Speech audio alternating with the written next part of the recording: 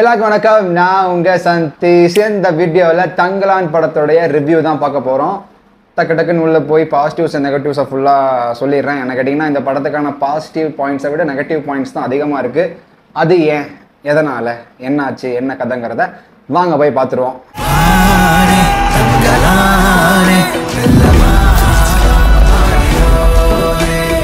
So என்ன பாசிட்டிவ்ஸ்ன்னு கேட்டிங்கன்னா, the first positive is undoubtedly Chiyaan Vikram அவர்கள் தான். எல்லா படத்துக்கும் யூஸ்வலாக பண்ணுற மாதிரி இந்த படத்துலையும் கொஞ்சம் கூட சலிக்காமல் தன்னுடைய உடல் பொருள் ஆவி எல்லாத்தையும் கொட்டி இந்த வயசுலையும் பயங்கரமாக உழைச்சி நடித்து சூப்பராக ஆக்ட் பண்ணிட்டு போயிருக்காரு. சின்ன சின்ன எக்ஸ்பிரஷன்ஸில் கூட அவர் காட்டுற அந்த வேரியேஷன்ஸ் ரொம்ப சூப்பராக இருந்துச்சு. அந்த ஊருடைய அந்த டைப் ஆஃப் தமிழ் ஸ்லாங்கை வந்து அவர் பேசி மாடுலேட் பண்ணி ஆக்ட் பண்ணிக்கிறது சூப்பராகவே இருந்துச்சு. ஃபிசிக்கலாகவும் சரி, ஆக்டிங் வைஸும் சரி, இப்படி எல்லா விதத்துலையுமே வந்து விக்ரம் சாருக்கு நிறைய சவால்கள் இருக்குது படத்துக்குள்ளே. அந்த எல்லா சவாலையுமே வந்து வாண்டடாக எடுத்துக்கிட்டு தன்னுடைய பெஸ்ட்டை கொடுத்து ஒரு செம்மையான சிக்ஸர் அடிச்சுட்டு போயிடுறாரு தன்னுடைய ஆக்டிங் மூலமாக. அண்ட் இந்த படத்தை முக்கியமாக பார்க்கறதுக்கான ஒரு ரீசனாக வந்து நான் ஃபஸ்ட்டு சொல்லுவேன்னா, அது வந்து விக்ரம் சாருடைய ஆக்டிங்காக ஷியோராக அந்த படத்துக்கு போகலாம். செகண்ட் பாசிட்டிவ் என்னென்னா, ஆக்ட்ரஸ் மாளவிகா மோகனன் தான். எஸ், ட்ரெய்லர் பார்க்கும்போதே தெரிஞ்சிருந்தது இவங்க வந்து ஒரு நெகட்டிவ் ஷேட் கேரக்டர் தான் பண்ணுறாங்கன்ட்டு. அதை பார்த்துட்டு நானும் நினச்சிட்டு போயிருந்தேன் நல்லா தான் பண்ணியிருப்பாங்கன்ட்டு. பட் நான் எதிர்பார்த்ததை விட ஒரு படி மேலேயே போய் அந்த நெகட்டிவ் ஷேட் கேரக்டரை விக்ரம் சாருக்கு ஆப்போசிட்டாக ரொம்ப கன்வின்சிங்காக, டாமினேட்டிங்காக, சூப்பராக போர்ட்ரே பண்ணியிருந்தாங்க. விக்ரம் சாருக்கு அடுத்தும் மாளவிகா மோகனனுக்கு அடுத்தும் எனக்கு இந்த படத்தில் ரொம்ப முக்கியமாக நான் நோட் பண்ணேன், என்னை அமேஸ் பண்ண ஒரு ஆக்டிங் யாருதுன்னா ஆக்டர் பசுபதி அவர் தான். அவர் வந்து இந்த படத்துக்குள்ளே வந்து ஒரு வைஷ்ணவர் கேரக்டரில் வராரு. நிறைய இடங்களில் ஒரு ஆக்டிங் மூலயமா வந்து எல்லாரையும் வந்து அமேஸ் பண்ணிட்டு போகிறாரு. சூப்பரான ஆக்டிங் வெளிப்படுத்தியிருக்காரு. அவரும் இந்த படத்துக்கு ஒரு முக்கியமான பாசிட்டிவ் நான் சொல்வேன். மேக்கப் டிபார்ட்மெண்ட்டுக்கு ஒரு முக்கியமான பாராட்டு போய் சேர்ந்தே ஆகணும். ஏன்னா வந்து சியான் விக்ரம் அவர்களுக்கு மாளவிகா மோகன், முக்கியமாக மாளவிகா மோகனுடைய அந்த கேரக்டர், அந்த ஃபேஸ் டிசைன் எல்லாம் வந்து சூப்பராக இருந்துச்சு. அது அப்புறம் அந்த மக்களோட அந்த அந்த மேக்கப் எல்லாம், அந்த சகை அலங்காரம் அதெல்லாம் வந்து ரொம்ப அந்த கதைக்கேற்ற மாதிரி ரியலிஸ்டிக்காக சூப்பராக பண்ணியிருந்தாங்க. ஸோ அது ஒரு முக்கியமான பாராட்டுக்குரிய விஷயமா நான் பார்க்குறேன். மேக்கப் டிபார்ட்மெண்ட் சூப்பராகவே பண்ணியிருந்தாங்க. அண்ட் இன்னொரு முக்கியமான பாசிட்டிவாக நான் பார்க்கறது என்னென்னா, அந்த டைமில் இருந்த ஒரு 1850 நடக்கிற மாதிரி இந்த கதையை காமிக்கிறாங்க. ஸோ அந்த டைமில் இருந்த இந்த வடார்காடு, தென்னார்காடு சைடு இருக்கு அந்த ஒரு ஸ்லாங் ஆஃப் தமிழை வந்து அழகாக வந்து லாங்குவேஜில் கொண்டு வந்து அழகாக பேசி வந்து நடிச்சிருந்தாங்க படத்தில். ஸோ அந்த ஸ்லாங்கை வந்து அழகாக யூஸ் பண்ணியிருந்தாங்க அப்படின்னு நான் நினைக்கிறேன்.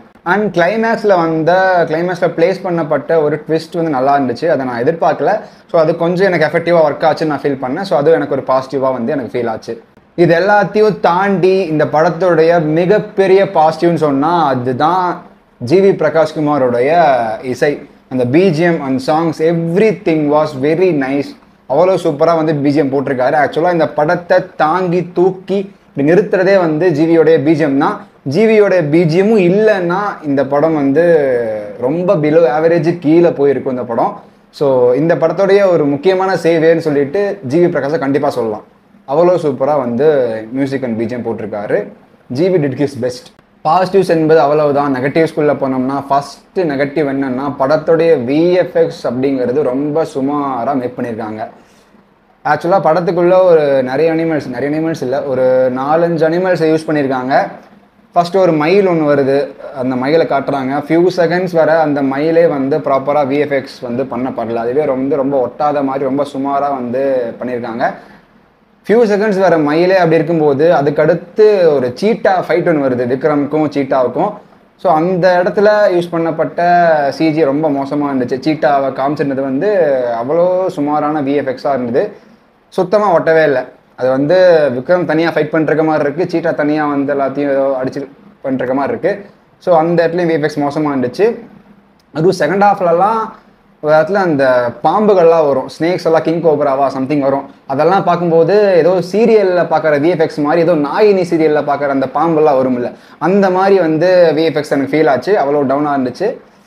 VFX was a big negative for this movie. நான் வந்து அதை ஸ்ட்ராங்காக ஃபீல் பண்ணேன். விஎஃப்எக்ஸ் வந்து இன்னும் நல்லா பெட்டராக பண்ணியிருக்கலாம். ஏன்னா வந்து ரீசெண்டாக நிறைய படங்கள் அதை பெட்டராக பண்ணிக்கிட்டு இம்ப்ரூவ் ஆகிட்டு வராங்க. அப்படிங்கும்போது இன்னும் கொஞ்சம் கான்சென்ட்ரேட் பண்ணி பெட்டராக பண்ணிக்கலாம். அதுவும் அந்த சீட்டா ஃபைட்லலாம் அந்த சீட்டா ஃபைட் தேவையே இல்லைன்னு கேட்டால், அந்த சீட்டாவோட அந்த ஃபைட் இல்லைன்னா கூட கதை ஒன்றும் பெருசாக பாதிச்சிருக்காது. ஆனால் அந்த சீட்டா ஃபைட் எதுக்கு ஒன்றும் தெரியல.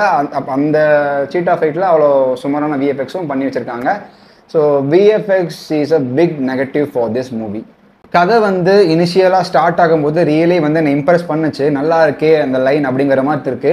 ஆனால் வந்து போக போக அந்த லைனை வந்து பெட்டராக வந்து பில்ட் பண்ண வந்து தவறிடுறாங்க. ஒரு ஃபர்ஸ்ட் ஹாஃபுக்கு ஒரு ப்ரீ இன்டர்வல் இருந்தே கதை வந்து ஆல்மோஸ்ட் வந்து கீழே போக ஆரம்பிச்சிருது.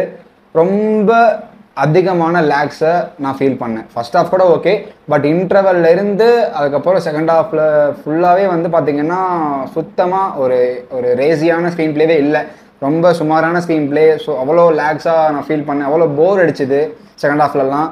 ஸோ ஸ்க்ரீன் பிளே இன்னும் பெட்டராக இருந்துக்கலாம். அந்த ஸ்டார்டிங்கில் பெட்டராக இருந்த அந்த கதையை, அந்த லைனை இன்னும் நல்லா பில்ட் பண்ணி கொண்டு போயிருந்தா இன்னும் நல்லா இருந்திருக்கும். அந்த விஷயத்த பண்ணாமல் இருட்டாங்க. அண்ட் ஸ்டார்டிங்கில் வந்து கதை தெளிவாக புரியுது, ஓகே இதை நோக்கி தான் போக போகுதுன்னு நம்ம நினைப்போம். ஆனால் அதுக்கு சம்மந்தமே இல்லாமல் ஒரு கட்டத்துக்கு மேலே கதை எதையோ நோக்கி போயிட்டுருக்கு. என்ன கதை, இது எங்கே போகுது, இவங்க எங்கே போகிறாங்க, என்ன நடக்குது, ஒன்றுமே புரியாத மாதிரி ஒரு கட்டத்தில் நான் வந்து ஆடியன்ஸ் மைண்ட் செட் ஆயிடுது. அந்த மாதிரி ஒரு ஒரு புரிஞ்சிக்க முடியாத ஒரு ஸ்டோரி ஃப்ளோ வந்து இந்த கதை கொண்டு இருக்கு. எதை நோக்கி போகுதுங்கிற மாதிரி தெரியாமல் ஒரு கட்டத்துக்கு மேலே அலைஞ்சிக்கிட்டு இருக்கு. அதுக்கப்புறம் கடைசி இடத்துக்கு போய் நின்றுது.